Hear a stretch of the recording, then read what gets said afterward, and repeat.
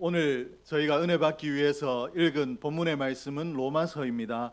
이 로마서에 대해서 사람들이 어떻게 평가를 하느냐, 영향력이 대단히 큰 책이다 라고 이야기를 합니다. 실제로 로마서는 16장밖에 되지 않는 짧은 책, 비교적 짧은 책인데 왜 이와 같이 영향력이 큰 책이다 라고 이야기를 하는가? 이 로마서의 구원의 교리에 대해서 적고 있는데, 이 바울이 기록한 구원의 교리가 많은 사람들에게 영적인 무릎을 꿇게 하고 또 예수께로 돌아오게 하는 역할을 했기 때문에 이 로마서가 큰 책이다라고 이야기를 합니다. 오늘 그래서 로마서를 좀 전체적으로 살피고 오늘 바울이 우리에게 주고 있는 교훈을 살필 텐데, 로마서를 어떻게 구성하고 있는가, 바울이 로마서를 어떻게 구성했는가 살펴보면 두 개로 바울이 나누고 있다라는 것을 알 수 있습니다. 두 부분으로 나눴는데 1장과 11장까지 그리고 12장에서 16장까지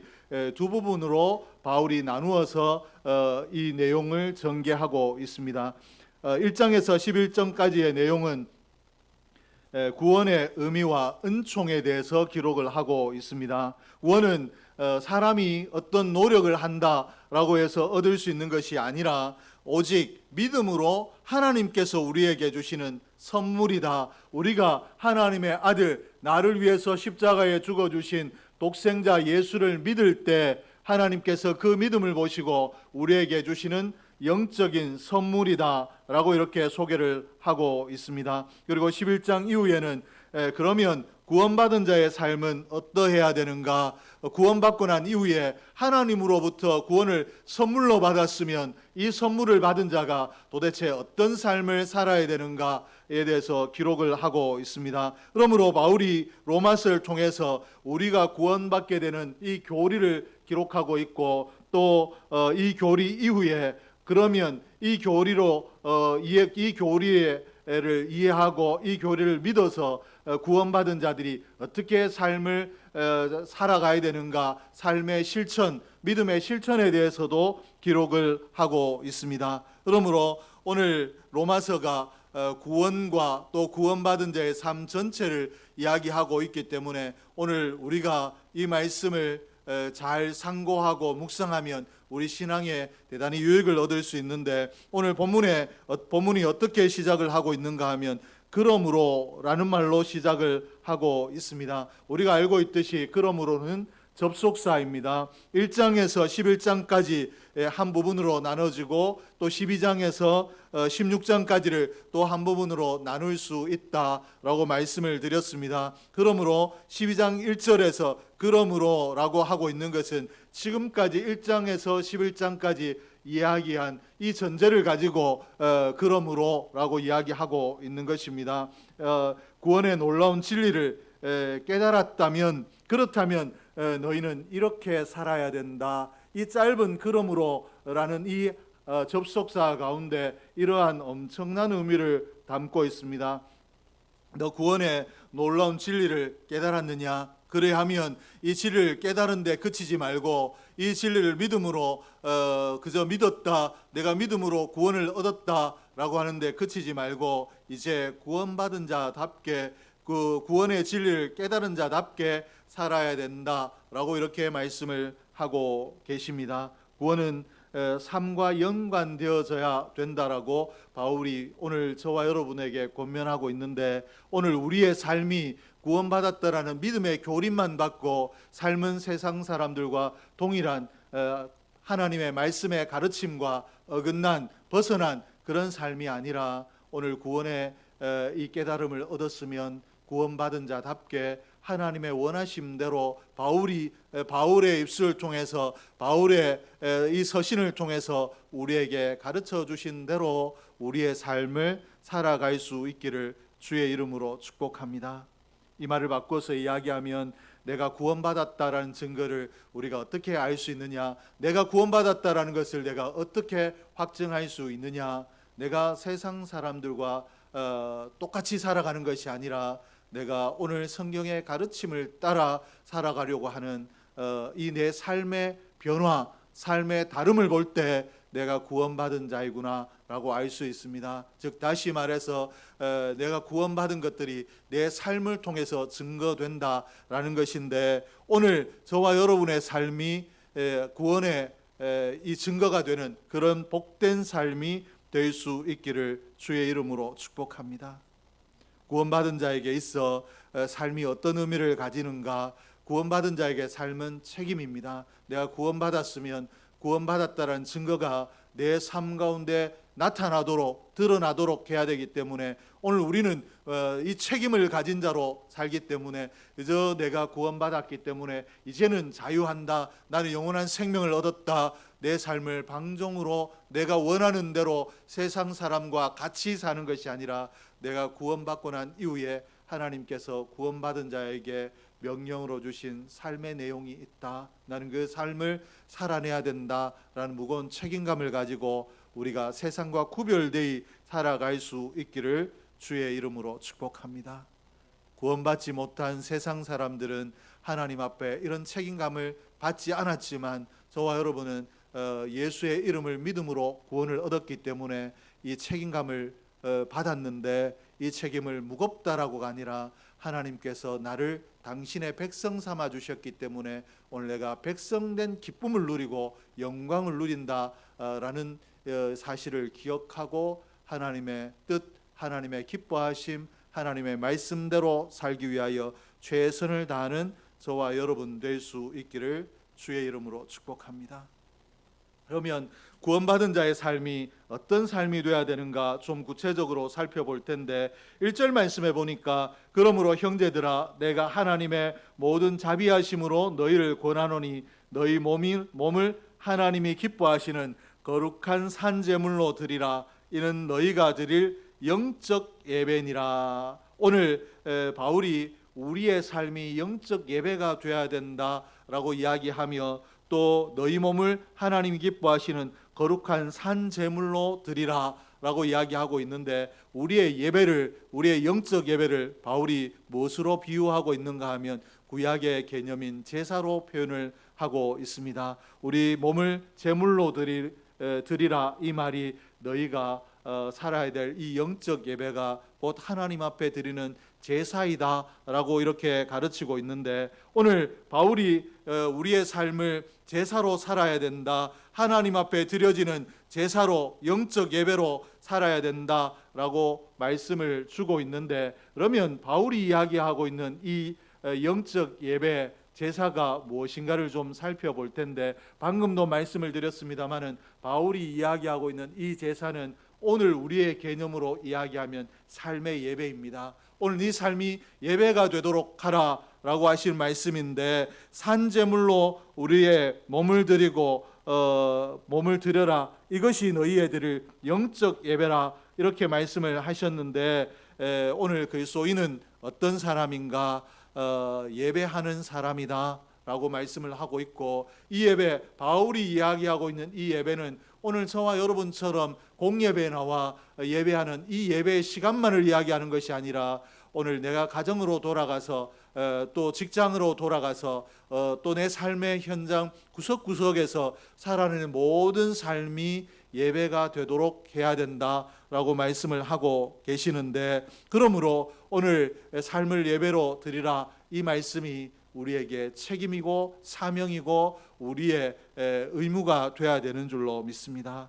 그리스도인에게 있어 예배가 곧 삶이다 라고 했는데, 삶의 한 부분이 예배가 아니라 삶 자체가 예배가 되어야 된다라는 것입니다. 내가 한마디 한마디 내뱉는 말이 예배가 되어야 되고, 또 내가 행하는 모든 행동들이 예배가 되도록, 하나님의 원하심이 되도록 해야 되는데, 이런 개념은 이스라엘 백성들의 삶을 살펴보면 알 수가 있습니다. 이스라엘 백성들이 그 삶의 내용에서 자신들에게 허물이 있다라고 깨달아졌을 때, 그리고 깨달아지는 것들이 구체적으로 없더라도 절기를 따라 하나님 앞에 제사를 드리는 삶을 살았고, 이 이스라엘 백성들의 삶의 내용을 주장하는 것이 하나님 앞에 제사를 어떻게 성공적으로 드렸느냐가 그들의 흥망성쇠를 가름했다라고 해도 과언이 아닐 정도로 구약의 제사가 중요한 비중을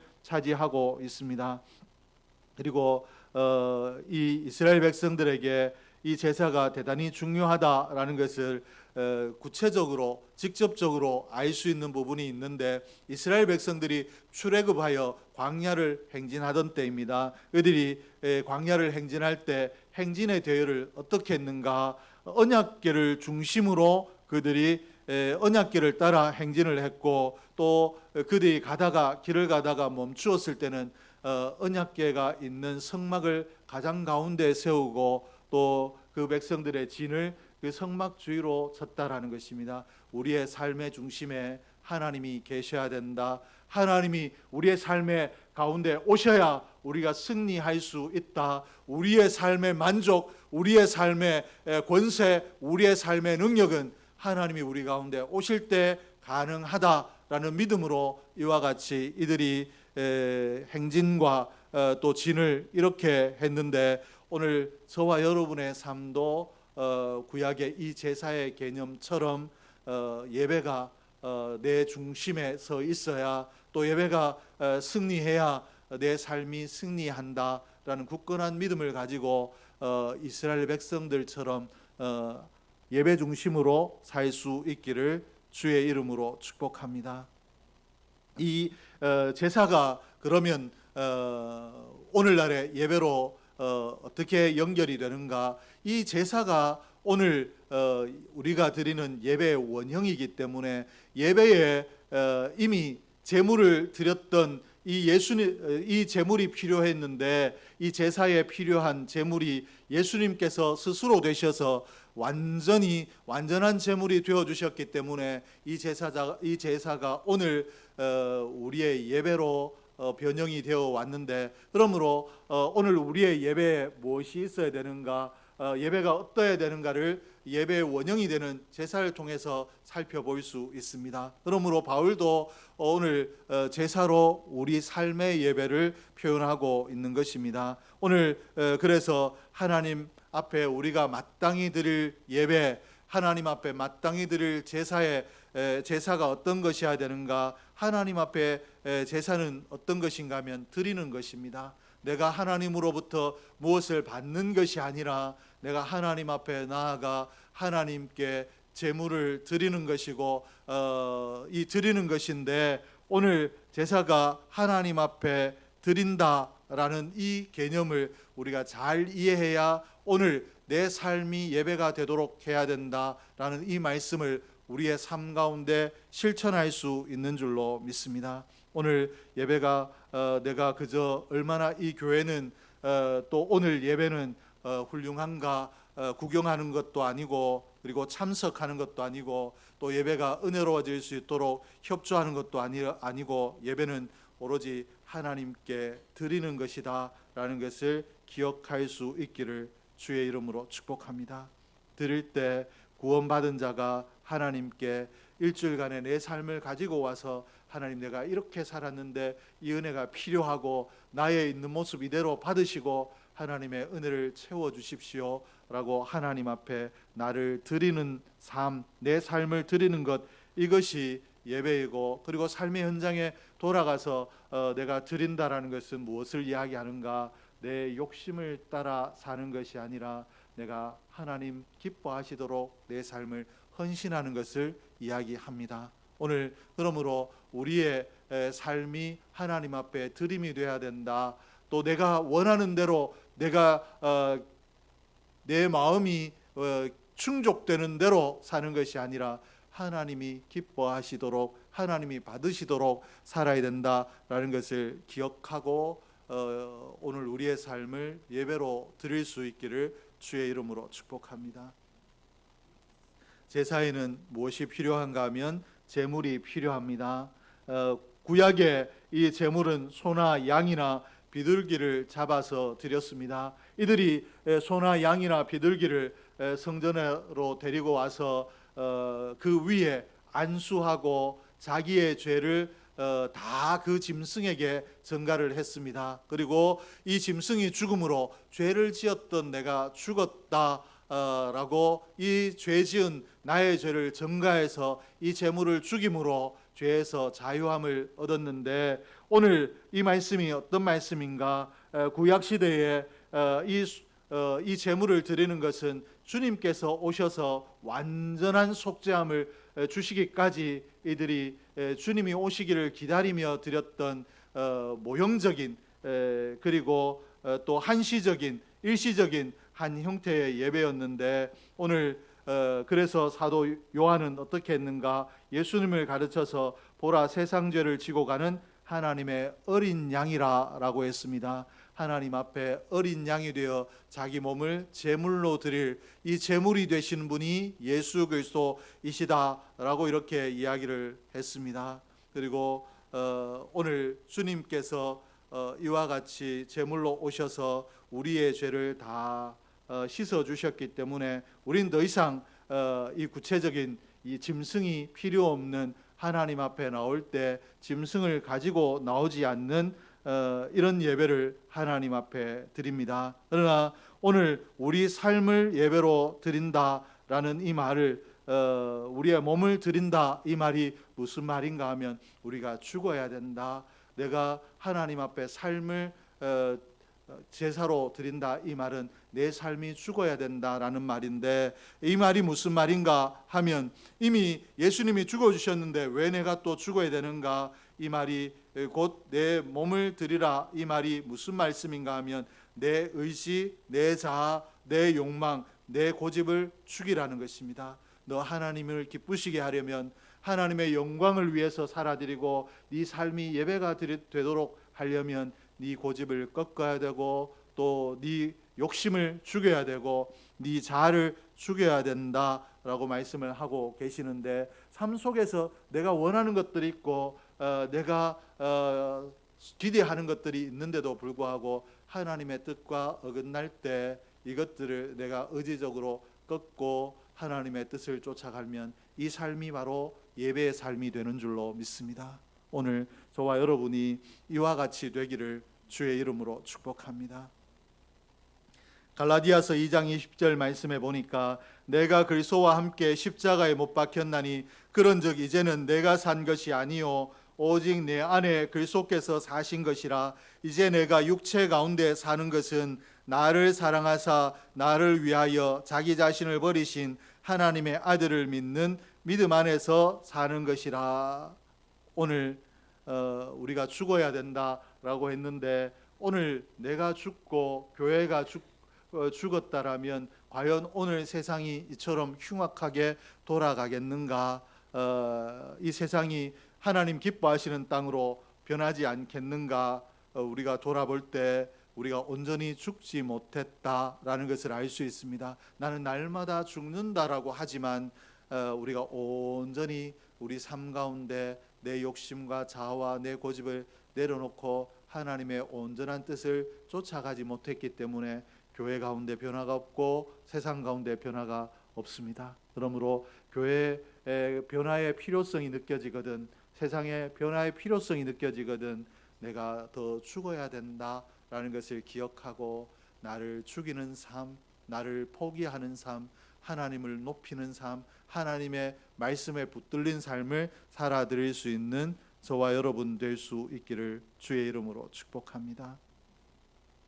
이 구약의 제사는 오늘 우리의 삶을 제사로 드리게 되면 어떠한가? 이 제사는 하나님이 기뻐하시는 것입니다. 하나님 백성에게 하나님께서는 하나님 백성들을 위하여 친히 제사의 규례를 세우셨고 제사를 가르치셨고 제사를 요구하셨고 제사 받기를 원하셨는데, 이 제사를 통해서 하나님 영광 받기를 원하셨는데 이스라엘 백성들이 제사를 하나님 앞에 온전히 드리지 아니하자 어떤 책망을 하셨는가 하면 말라기서에서 너희 얼굴에 똥칠을 하겠다라고까지 말씀을 하셨습니다. 너희가 드리는 제사가 가증함으로 내가 이 가증한 예배 드리는 너희의 얼굴에 똥을 칠하겠다라고, 하나님 제사를 얼마나 원하시는가, 너희가 돌이켜서 제사하는 자로 돌아서야 된다는 것을 강력하게 가르쳐 주셨는데, 이 말씀을 바꿔서 이야기하면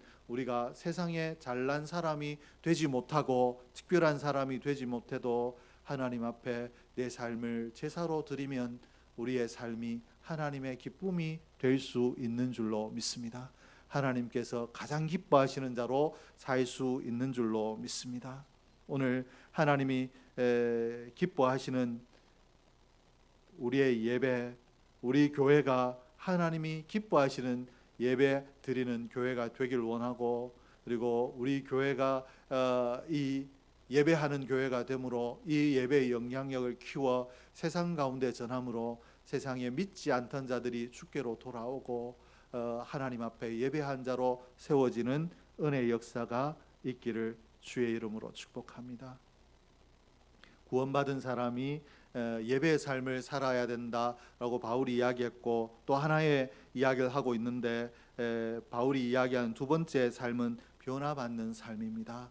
예배의 삶을 살아야 되고 또 변화의 삶을 살아야 되는데, 바울은 믿는 자들이 변화받는 삶을 살기 위해서 두 가지 원리가 중요하다라고 했는데, 하나는 세상을 본받지 말라라고 하셨습니다. 세상을 본받지 말라라는 이 말이 세상이 가르치는 세상의 방법이 있는데 이 방법대로 네 삶을 살아가지 말아라 라는 말입니다. 그런데 이 말씀이 우리가 따르기가 어려운 것은 우리의 삶이 세상에 발 딛고 있기 때문에, 보이는 것이 세상이고 들리는 것이 세상의 이야기이기 때문에 오늘 세상을 본받지 않는다라는 것이 대단히 어려운데, 오늘 그러므로 오늘 바울이 우리의 삶의 변화가 필요하고 또 세상을 본받지 않는 것이 필요하다라고 특별히 말씀을 들어 우리에게 교훈하고 있는 것입니다.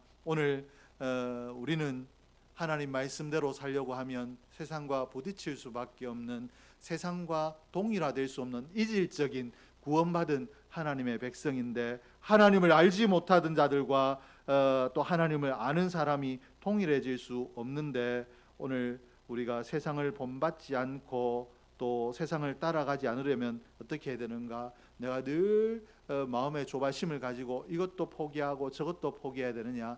그렇지 아니하고 적극적으로 세상을 변화시키면 됩니다. 오늘 어떻게 해야 세상을 따라가지 않느냐? 따라가지 않는 가장 좋은 방법은 내가 변화를 선도하는 것입니다. 오늘 세상을 변화시키는 일에 매진하면 내가 피곤하게 세상과 분리되는 그런 것이 아니라 오히려 세상에 영향력을 끼치는 사람이 되면 내 삶이 세상으로부터 분리가 되는데, 오늘 우리 교회가 세상을 변화시키는 교회, 우리 한 사람 한 사람이 세상을 변화시키는 교회가 심령이 되기 위해서 기도로 무장할 수 있기를 주의 이름으로 축복합니다.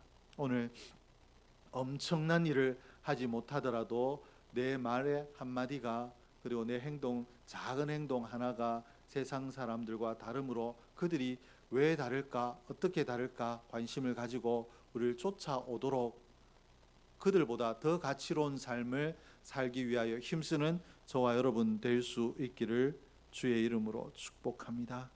그리고 이 변화는 세상을 본받지 말라라고 하셨고, 또 하나는 뭐라고 하셨는가 하면 변화를 받으라고 바울이 가르치고 있습니다. 오늘 오직 마음을 새롭게 함으로 변화를 받아라고 이렇게 했습니다.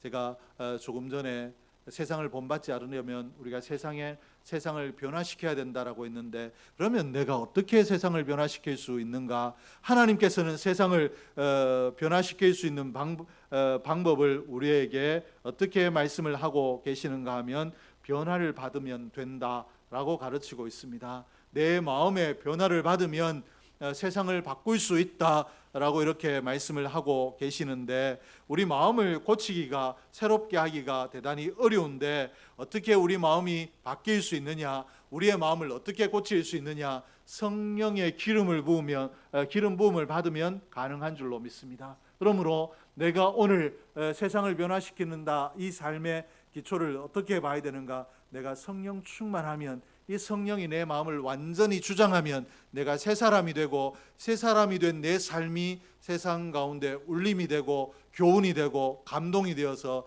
세상을 바꿀 수 있다라는 말씀이 되는데, 오늘 저와 여러분이 그러므로 성령의 충만을 위하여 기도할 수 있기를 주의 이름으로 축복합니다. 하나님의 선하시고 기뻐하시고 온전하신 뜻이 무엇인지 분별하는 이 마음의 변화를 받기 위하여 하나님 앞에 성령 충만을 구하는 저와 여러분이 될 수 있기를 주의 이름으로 축복합니다. 오늘 하나님께서 바울을 통해서 우리에게 주신 이 말씀을 가슴에 깊이 새기고 하나님이 원하시는 구원받은 자로 살아나기 위해서 우리의 삶을 예배로 또 우리의 삶을 하나님 앞에 드리는 변화의 삶으로 살아드려 하나님께서 우리의 삶을 보시고 칭찬하시며 하나님 나라에 우리가 이르렀을 때 우리에게 상급으로 갚아주시는 내일이 아름다운 삶을 사는 저와 여러분 될 수 있기를 주의 이름으로 축복합니다. 기도하겠습니다.